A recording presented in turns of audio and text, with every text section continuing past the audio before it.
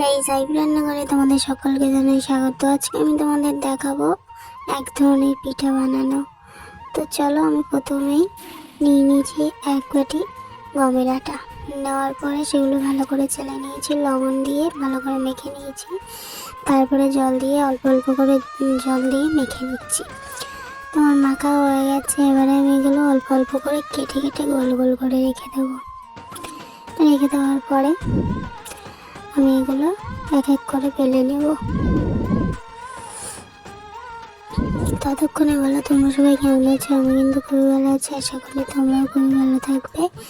আর চ্যানেলটাকে সাবস্ক্রাইব করে দেবে ভালো লাগলে ভিডিওগুলো, আর লাইক করবে, কমেন্ট করবে, শেয়ার করবে। আর কমেন্টে বলে যাবে কেমন হয়েছে আমার সব ভিডিওগুলো, কেমন হয়েছে না হয়েছে কমেন্টে এসে বলে যাবে।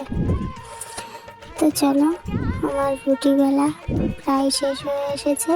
এটা এক ধরনের ত্রিকোণা পিঠে বলতে পারো। তো হয়ে গেছে। এবার আমি ওর উপরে চিনি দিয়ে দেবো। এইভাবে মোটা মোটা দানা দিলেই ভালো হবে। দিয়ে দেবো, দেওয়ার পরে এটা মুড়ে দেবো। দেওয়ার পরে আবার একটু চিনি দিয়ে দেবো। এটার উপরে অল্প একটু পরিমাণে চিনি দিয়ে দেবো। চিনি দেওয়ার পরে এটা আবারও মুড়ে দেবো। তারপর হালকা সামথিংভাবে একটু বেলে নেব। বেলে নিলাম। এবারে পিঠেটা কমপ্লিট হয়ে গেছে, শুধু ভাজার পালা। চলো আরেকটা দেখিয়ে দিই। দেখতেই পাচ্ছ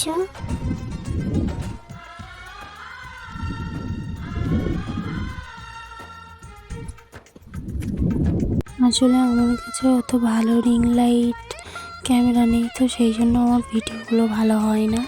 তোমরা যদি আমাকে সাপোর্ট করো, ভালোবাসো, তাহলে একটা করে লাইক, তারপর সাবস্ক্রাইব করে দিও। তাহলেই আমি আস্তে আস্তে সাফল্যের দিকে এগোতে পারবো এবং সব কিছুই আস্তে আস্তে করতে পারবো। আমরা প্রচণ্ড গরিব মানুষ। তো দেখতেই পাচ্ছ অল্প করে তেল দেবে আর অল্প আঁচে ভাজবে।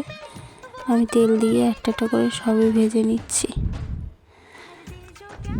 সেই জন্য অত অন্ধকার মতো লাগে। আমার কাছে ভালো ক্যামেরা নেই, লাইট নেই, সেই জন্য। তো ভিডিওগুলো ভালো লাগলে তোমরা কমেন্ট করো, কমেন্টে এসে বলে যাও কেমন হয়েছে। আর ভালো লাগলে লাইক, কমেন্ট, শেয়ার করো। সাবস্ক্রাইব করতে ভুলো না, কিন্তু সাবস্ক্রাইবও করো। চলো টাটা, বাই। পরের ভিডিও দেখা হবে। সবাই ভালো থেকো, টাটা। ভিডিওটি ভালো লাগলে লাইক, সাবস্ক্রাইব করো।